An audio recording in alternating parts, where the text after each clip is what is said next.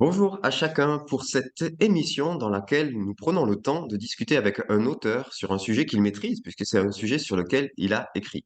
Et aujourd'hui, je suis avec Samuel Furfari. Bonjour Samuel. Bonjour David et bonjour aux auditeurs, aux téléspectateurs, Alors aux Samuel, pour zoomers, ceux je ne qui... sais plus comment on appelle ça. Ouais, c'est compliqué.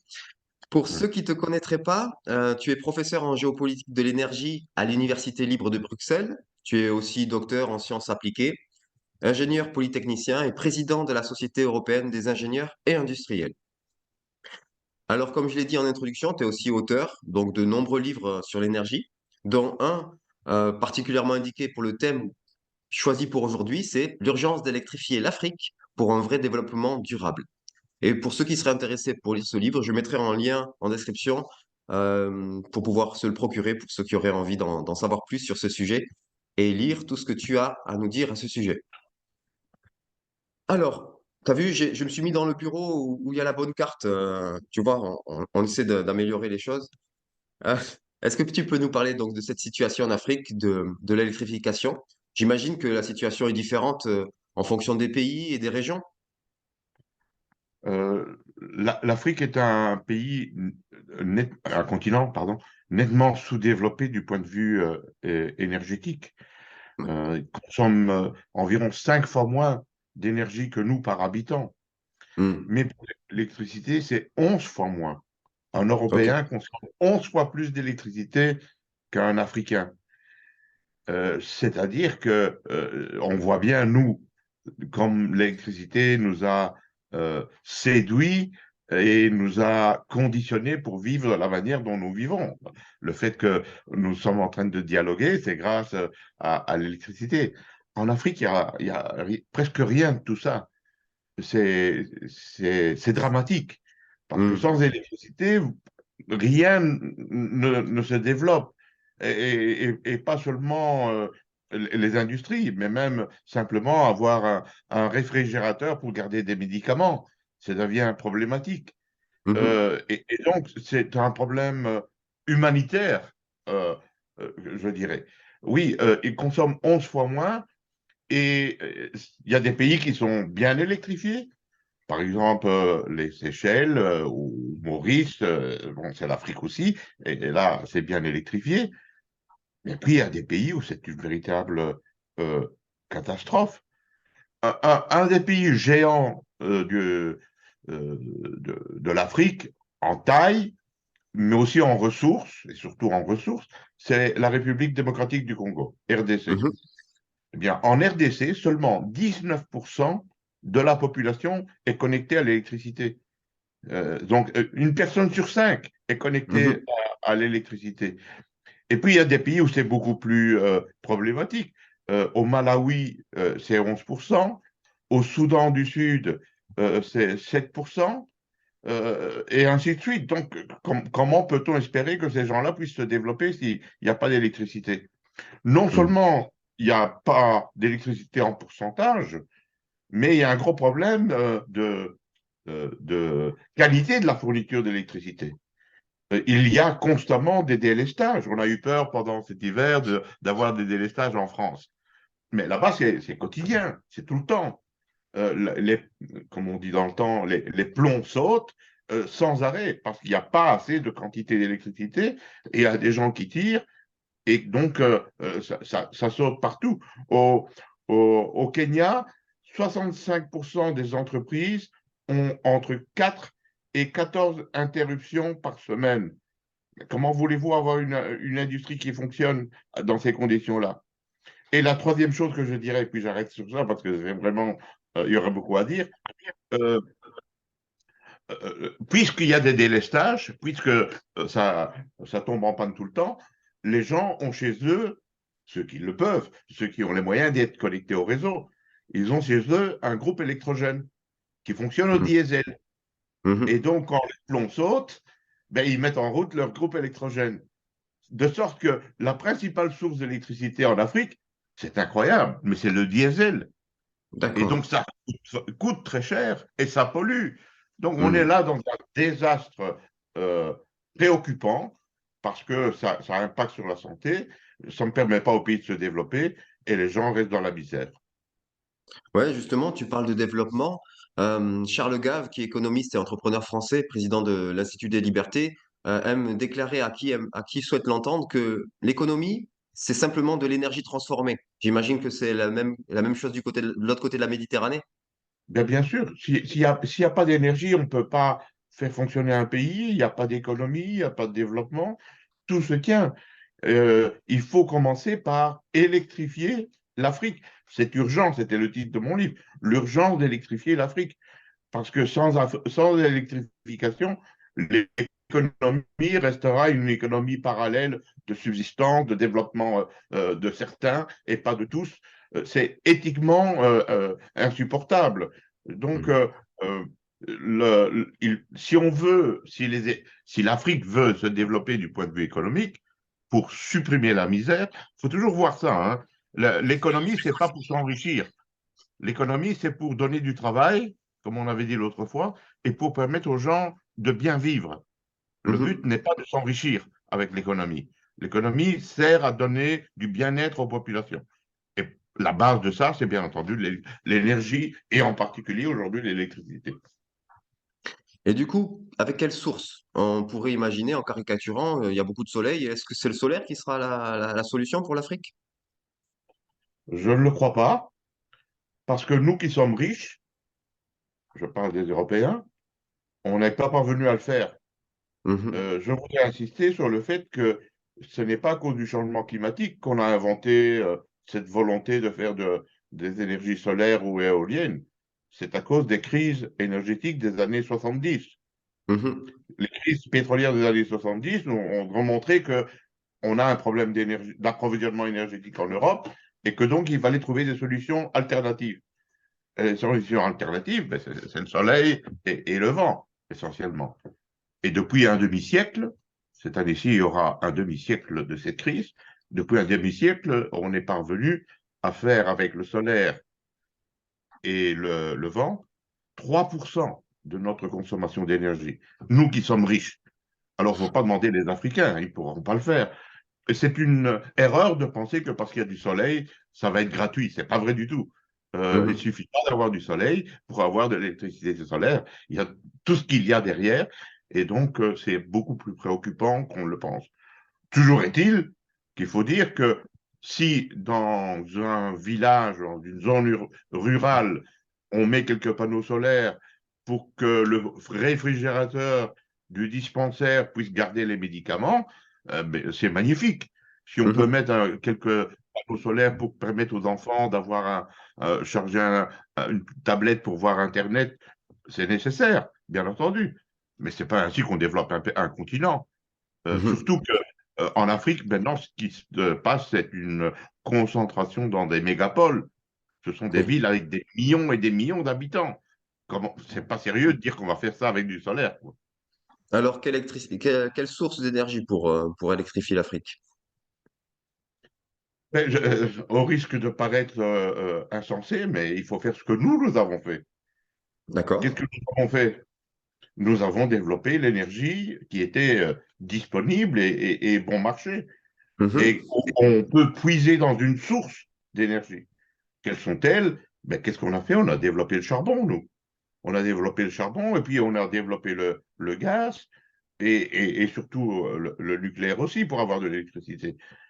Donc, il faut avoir le courage de dire aux Africains, n'ayez pas honte d'utiliser ce que nous avons fait et ce que la Chine fait massivement. Mhm. Il y a toutefois une différence en Afrique qui est intéressante et qui est pratiquement cachée, c'est ce que nous avons fait aussi dans les années 50. En 1950, on a développé fortement l'économie européenne grâce à l'hydroélectricité. Mhm. En France, il y a énormément de barrages électriques qui donnent de l'électricité renouvelable, bon marché, stockable, c'est l'idéal. Et en Afrique, il y en a beaucoup. On pourrait faire beaucoup d'hydroélectricité en Afrique. Mhm. Malheureusement, dès qu'on parle de ça, il y a des ONG qui viennent bloquer le tout. Et donc, moi, j'espère que les dirigeants européens, pardon, les dirigeants africains euh, ne se laisseront plus dominer par des ONG et Mhm, diront, nous allons faire ce que les Chinois font, ce que les Européens ont fait, ce que les Chiliens sont en train de faire massivement, ce que la mhm, Norvège a fait. Vous savez, on parle toujours de la Norvège, un beau pays protestant, etc., avec éthique. Ah oui, ben, non, non, 98, j'allais dire 98, 98% de l'électricité en Norvège, c'est de l'hydroélectricité. Donc, il mhm, faut d'urgence développer l'électroélectricité en Afrique. Il y a beaucoup d'eau en Afrique, hein. L'Afrique, c'est pas le Sahara, uniquement le Sahara. Il y a beaucoup d'eau en Afrique et il faut développer l'hydroélectricité. mhm. Tu as parlé du charbon, et pourtant, on sait justement que l'utilisation du charbon en Afrique, notamment pour la cuisine, c'est très néfaste pour la santé. Alors pourquoi une grosse usine fabriquant de l'électricité avec le même charbon, ça serait mieux pour l'Afrique? Mais c'est parce que c'est pas le même charbon. Ah, Ah, pour la cuisson, on utilise du charbon de bois, oui. comme on a fait beaucoup en Europe dans le temps, hein. On- le charbon de bois, c'est on coupe du bois et puis on chauffe le bois sans air et on obtient le charbon de bois qu'on utilise, nous, pour nos barbecues. Mais en Afrique, c'est la principale source d'énergie pour cuire. Les Africains cuisent avec du bois transformé en charbon de bois.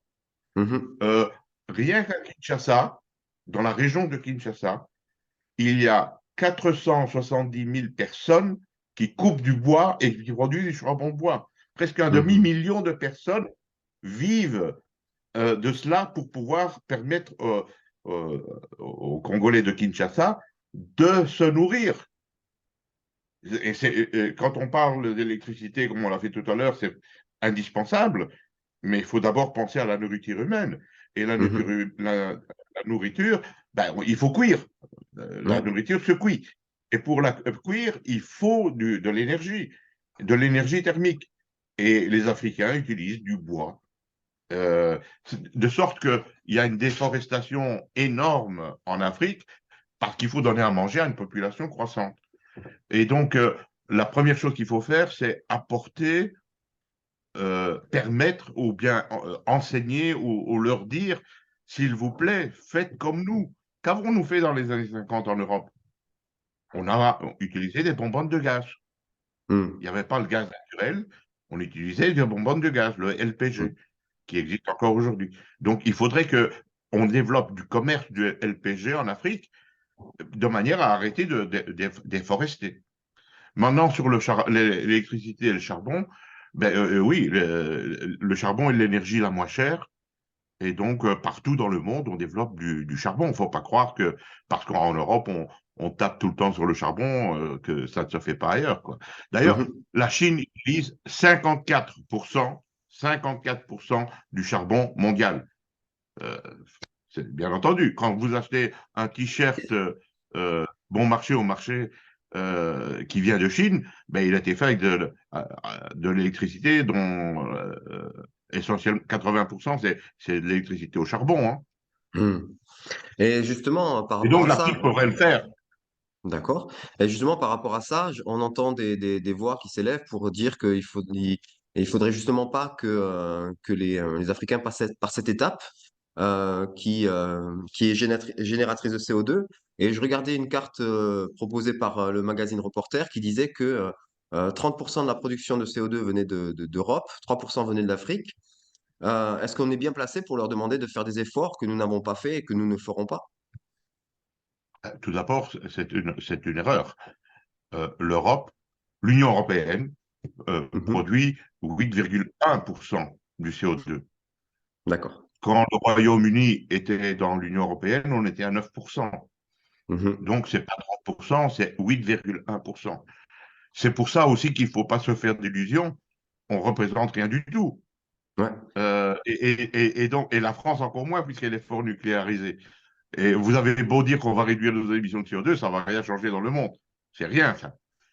Par Mhm. contre, aller dire aux Africains que parce qu'ils produisent du CO2, 3%, comme vous avez dit, ça c'était correct, euh, qu'ils ne doivent pas se développer parce qu'ils vont produire du CO2, ben ça c'est un discours de riche qui va dire Mhm.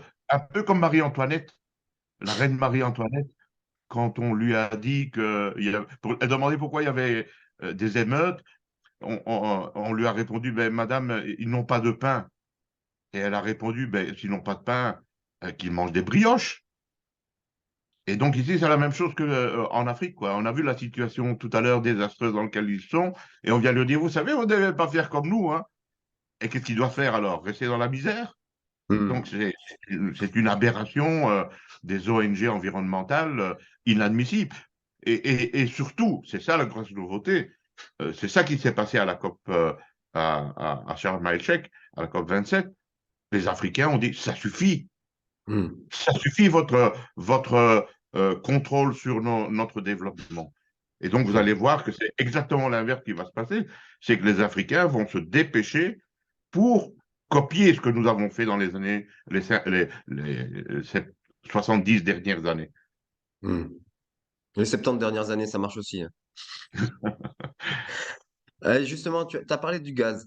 Quelles sont les capacités de ressources de gaz en Afrique?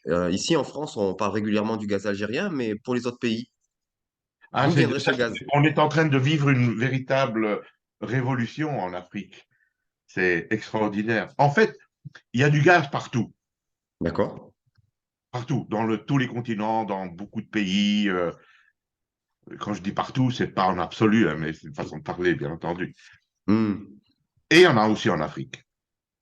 Alors, ça a commencé, bien entendu, avec l'Algérie, puis avec l'Égypte, puis ça a commencé aussi dans les années 80 en Angola, au Nigeria, mais vers 2005, c'est dans l'Afrique de l'Est qu'on a découvert des grands gisements, dans le Mozambique, le deuxième pays plus pauvre de la planète, a découvert, on a découvert des gros gisements. Ce sont les Italiens de Eni qui ont Hmm. découvert ces gisements.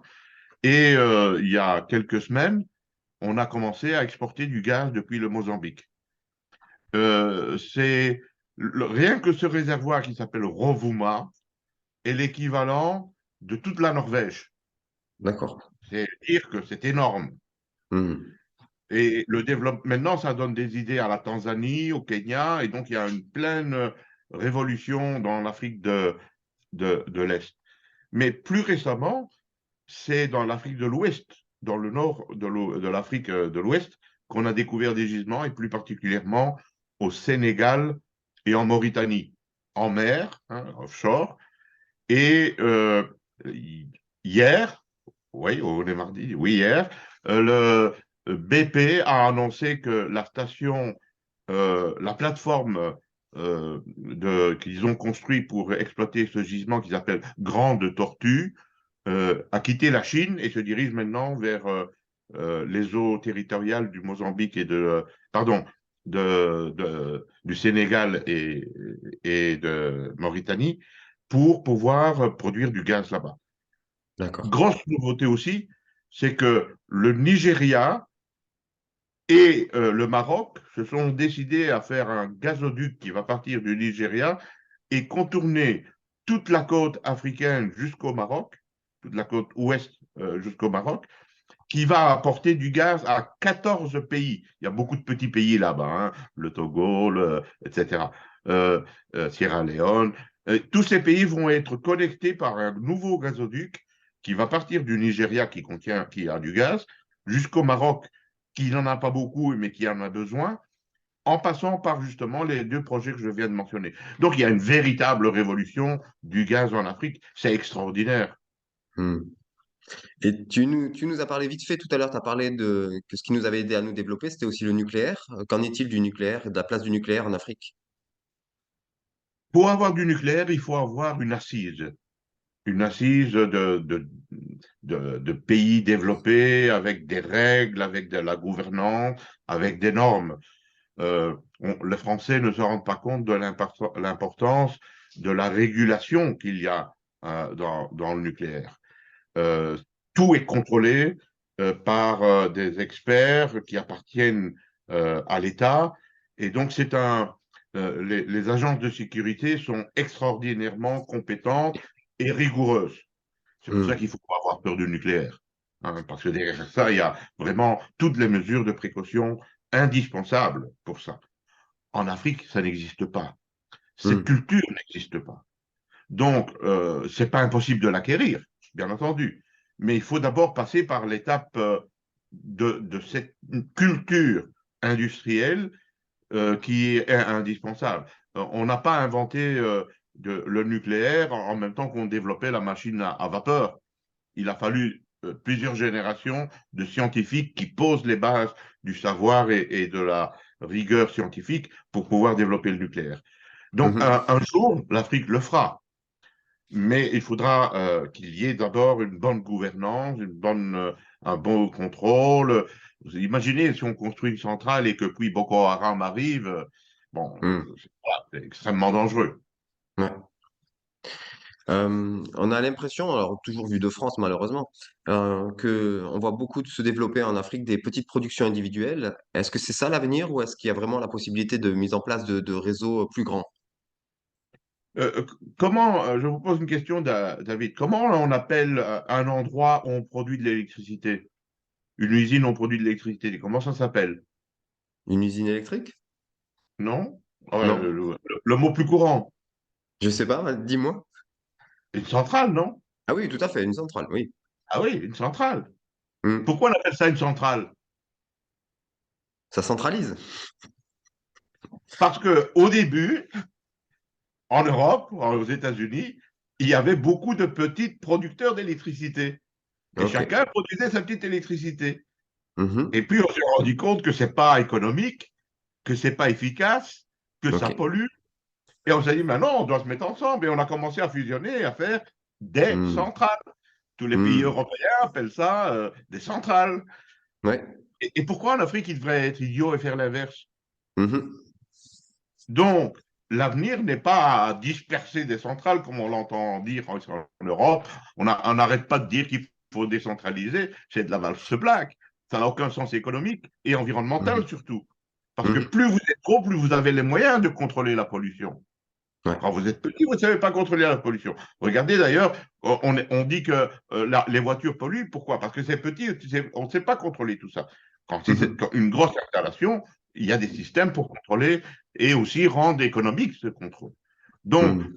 dire qu'il faut décentraliser la production, ou bien plutôt développer des centrales petites dispersées, c'est un contresens. C'est exactement le contraire qu'il faut faire. Ça, c'est parce que ce sont les ONG qui viennent proposer ça, parce que les ONG, non seulement elles n'aiment pas les grosses centrales, mais elles n'ont pas les moyens de les financer. Et là, Mhm. c'est un piège énorme pour l'Afrique. Qui va en Afrique? Ben, les ONG, y compris des Mhm. ONG chrétiennes, hein. Et qu'est-ce qu'elles ont, les ONG? Ben, elles n'ont pas les moyens. Et donc, qu'est-ce qu'elles peuvent faire? Ben, une petite centrale à gauche, à droite. Mais c'est pas comme ça que le continent va se développer. Le Mhm. continent a besoin de grosses quantités. Vous avez vu les chiffres qu'on a cités tout à l'heure. C'est pas avec des petits briques et braques qu'on va développer l'Afrique. D'autant plus que on a affaire à des mégapoles de plus en plus. Les villes, les villes en Afrique se développent à fond. Ben, évidemment, les pauvres des zones rurales fuient les zones rurales et vont dans les mégapoles. Et donc, dans Mhm. les mégapoles, ce n'est pas des petites centrales qu'il faut, c'est des grosses centrales. Donc, vous Ouais. voyez, c'est exactement une répétition de sottises qui deviennent médiatiquement une réalité. Mhm. Et justement, tu as parlé plusieurs fois d'économie. Vas-y. J'insiste, Oui. pardon, j'insiste pour dire que ça ne veut pas dire qu'on ne peut pas faire des petites choses dans les zones rurales. Oui, Bien oui. entendu, on l'a dit tout à l'heure, ça peut Mhm. être fait. Donc, mettre des panneaux solaires dans un village, bien entendu. Mais il faut d'urgence électrifier sérieusement l'Afrique avec des vraies centrales. Justement, tu as parlé plusieurs fois du côté économique de la chose. J'ai entendu de la bouche d'un journaliste africain que la majorité des industries électriques en Afrique étaient en déficit. Alors déjà, première question, est-ce que c'est vrai? Et puis, si je regarde en France, nous étions jusqu'aux années 2000 arrivés à avoir un réseau très très performant. Et j'ai l'impression que c'est uniquement car le coût des investissements, qui sont des investissements à long terme, avait été assumé par l'État. Est-ce qu'il y a de la place pour des entreprises privées dans ce secteur? Parce que j'ai vraiment l'impression que dans ce domaine, la rentabilité, elle ne peut s'obtenir que dans le temps très long. Bien entendu, une rentabilité de gros investissements demande du temps, Mm. c'est évident. Et donc, une centrale électrique, ben, ça amortit sur 10 ans, 15 ans, et une nucléaire sur 30 ans. Mais qui va investir en Afrique Mm. dans le secteur privé? C'est ça la grosse difficulté. Parce que je suis convaincu qu'on doit électrifier l'Afrique, qui a tout ce qu'il faut pour le faire, mais il faut d'abord la gouvernance. Ouais. Il faut qu'il y ait une bonne gouvernance en Afrique. Et c'est là le point de départ. S'il n'y a pas des règles et de transparence, d'équité et de respect des normes environnementales, y compris environnementales, ben, on ne pourra pas développer. Et donc, le Mhm. secteur privé ne va pas en Afrique Mm. parce qu'il n'y a pas justement ce terreau indispensable. Et donc, les premiers responsables de la situation énergétique catastrophique en Afrique, ce sont les dirigeants africains. C'est eux qui doivent complètement changer la façon de voir, avoir des règles éthiques comme on a eu en Europe, de manière à avoir tout ce qu'il faut pour que l'entrepreneur puisse venir Mhm. développer son économie. Vous savez, quand on vole de l'électricité sans arrêt, parce que c'est facile de voler l'électricité, hein. Il y a des fils qui passent pour aller transporter l'électricité chez quelqu'un qui la paye, ben, vous mettez deux fils, et il faudra longtemps avant qu'on le voit, et donc Mm. vous volez de l'électricité. Ben, forcément, l'entreprise ne pourra jamais récupérer son investissement. Donc il y a un problème éthique énorme qui résulte aussi de la pauvreté, parce que quand on est pauvre, ben, on doit se débrouiller, et donc c'est une chaîne sans fin. Il faut commencer par rompre cela en mettant des règles éthiques et de transparence. Et puis, Mm. le secteur privé viendra. Il y a une autre chose que je pourrais dire sur ce côté, c'est qu'il faudrait peut-être développer euh, ce qu'on appelle en anglais BOOT. Je vais expliquer de quoi il s'agit. Ça va être difficile pour un pays de dire, voilà, je vais construire une grosse centrale au charbon. Ils n'ont pas peut-être les moyens. Par contre, un entrepreneur européen ou américain ou chinois ou russe peut aller construire cette centrale et il se fait rembourser progressivement sur la vente d'électricité. Mhm. Il ne la donne pas à la centrale au pays. Parce que s'il la donne, ça va être difficile ensuite de la gérer à cause de ce qu'on vient de dire. Par contre, il reste propriétaire, il gère la centrale, il se fait rembourser sur l'électricité vendue et à la fin de son remboursement, il peut donner l'entreprise à l'État. Mhm. C'est un mécanisme qui n'existe pas, mais que moi je recommande. Mm. Mais il va falloir trouver les bonnes âmes avec un portefeuille bien rempli pour le faire. Oui, et pour ça, il faut changer la mentalité des gens. Il faut que l'énergie, l'approvisionnement énergétique devienne quelque chose de noble. Or, Mm. on nous a mis dans la tête que l'énergie, c'est le diable, que c'est mauvais, qu'il faut arrêter. Mais avec cette mentalité, on va nulle part. Il faut faire Mm. l'inverse. Il faut rendre la fierté à l'énergie. Justement, alors nous, en Europe, c'est vrai qu'on n'est pas très fiers de notre énergie. Et justement, est-ce que le développement du tout électrique en Europe ne va pas être un frein à l'électrification de l'Afrique en ajoutant des tensions sur le marché des matériaux qui sont nécessaires à se faire? Oui et non. Euh, oui, parce que nous sommes en train de commettre une erreur stratégique gigantesque. Euh, nous sommes parvenus à nous libérer de la tutelle des pays arabes du point de vue pétrolier. Mhm. Euh, Moi, j'étais jeune à l'époque, vous n'étiez pas né, David, mais on a tremblé pendant les années 70 parce qu'on n'avait plus de pétrole. Mhm. Et ça a été une catastrophe.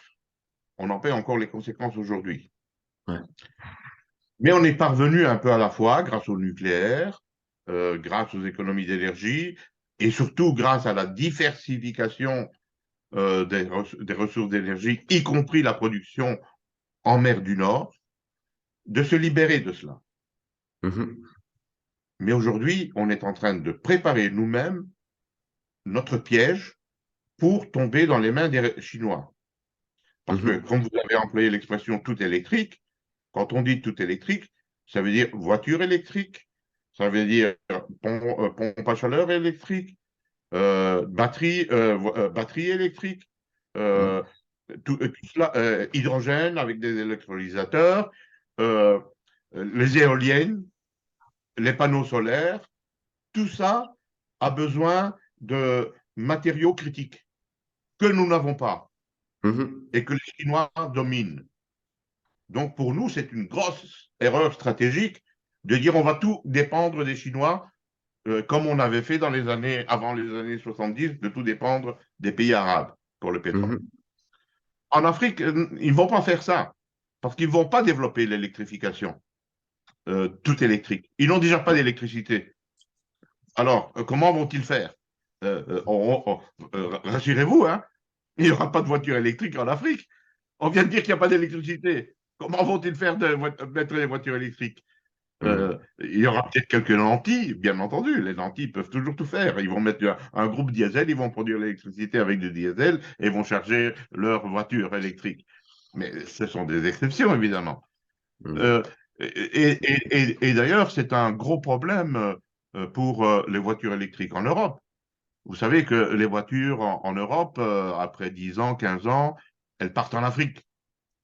Les Africains achètent des voitures par bateau entier en Europe. Mais les Mhm. voitures électriques, elles ne vont plus partir en Europe, en Afrique, hein. Ça ne va pas Mhm. les utiliser. Ouais. Donc, nos voitures électriques, elles vont rester en Europe avec tous les problèmes environnementaux à cause des batteries et aussi une perte économique extraordinaire, puisque Mhm. la valeur d'une voiture électrique d'occasion, c'est zéro, parce qu'il faut commencer par remplacer la batterie. Et ça, Mhm. c'est hors de prix. Donc, l'Afrique ne va pas tomber dans le tout électrique pour beaucoup de raisons. Ça marche. Et pareil, chaque fois tu me relances, c'est très bien, hein, mais tu as parlé de l'hydrogène. Et j'ai vu passer plusieurs articles qui parlaient de l'hydrogène vert en Afrique. Mais pour fabriquer de l'hydrogène, arrête-moi si je me trompe, mais il nous faut d'abord de l'électricité. Et nous fabriquerions de l'électricité en Afrique et on l'utiliserait pour fabriquer de l'hydrogène qu'on importerait en Europe, alors que l'Afrique manque cruellement d'électricité. Est-ce que ça a un sens? Ça s'appelle de l'éco-colonialisme. Ok. Pour des raisons soi-disant ou prétendument écologiques, nous allons aller coloniser l'Afrique. Produire de Encore? l'électricité dans un continent qui n'en a pas pour que les Allemands puissent rouler à l'hydrogène. C'est une honte. C'est honteux de penser des choses pareilles. Mhm. Si on pouvait produire de l'électricité en Afrique, il faut la laisser en Afrique, Ouais. parce que ces gens-là n'en ont pas. Et Mhm. donc, c'est scandaleux de dire on va venir chez vous produire de l'électricité pour qu'on puisse rouler à l'hydrogène en Europe. Mhm. Comment est-ce possible? Mais c'est tellement scandaleux que ça ne se fera pas. Et c'est pour ça que moi, je n'ai pas de crainte. On ne va pas produire de l'hydrogène en Afrique pour le transporter en Europe. Mhm. Premièrement, il n'y a pas d'électricité en Afrique. Deuxièmement, transporter de l'hydrogène, c'est hors de prix. Ça, c'est difficile techniquement. Ça ne se fait pas, ça n'existe pas, hein. D'accord. Et donc, ça ne se fera pas. Et Ok. troisièmement, les voitures à hydrogène n'existent pas. Ce sont de temps en temps des niches. Donc, tout ça est faux. Mhm. Et c'est tellement faux que, en fait, c'est parce que nous-mêmes, nous ne parvenons pas à produire de l'hydrogène vert. Ça n'existe pas, l'hydrogène vert. C'est une utopie. J'ai écrit un livre sur ça. Ah. Peut-être qu'on en parle un jour, l'utopie hydrogène. Euh, je le dis avec tristesse parce que j'ai travaillé pendant presque toute ma vie sur l'hydrogène. Parce que l'hydrogène est une molécule de base de l'industrie chimique. C'est Mhm. pas, on n'a pas inventé l'hydrogène maintenant. On produit chaque année 130 millions de tonnes d'hydrogène. C'est la base de la chimie, c'est la base de la pétrochimie, c'est la Mhm. base de l'alimentation. Quand on donne à manger aux gens, c'est parce qu'on utilise des engrais. Et les engrais sont produits avec de l'ammoniac, et l'ammoniac est produit avec de l'hydrogène. Mhm. Et donc, aller brûler de l'hydrogène pour faire rouler des voitures en Allemagne, c'est comme si vous voulez chauffer votre maison en brûlant des sacs Louis Vuitton. Ça n'a pas de sens. Hmm. Et venir dire qu'on va faire ça en Afrique, c'est vraiment la plus grosse des idioties qui puisse exister. Alors, pour finir sur une note plutôt d'espoir et ouais, plutôt positive, vers quels autres pays, quel exemple dans le monde l'Afrique devrait se tourner pour s'inspirer de ce qui fonctionne ailleurs? Mais commençons par dire que l'Afrique devrait copier l'Europe jusqu'il y a 10 ans. Très bien. Jusqu'il y a 10 ans, on n'était pas fou en Europe. Hein, la preuve, c'est qu'on a développé un système qui apporte tout ce dont on a besoin. C'est ce que la Chine est en train de faire Mhm. massivement, Ouais. et c'est pour ça que les émissions de CO2 explosent dans le monde, parce que c'est facile de dire qu'on va réduire les émissions de CO2, mais en fait, on fait l'inverse. Depuis la conférence de Rio, on a adopté la Convention des Nations Unies sur le changement climatique. Depuis lors, les émissions de CO2 ont augmenté de 60%. Et elles Mhm. continueront d'augmenter parce qu'il n'y a pas moyen de faire autrement. Et il faut que l'Afrique comprenne que c'est ça la solution.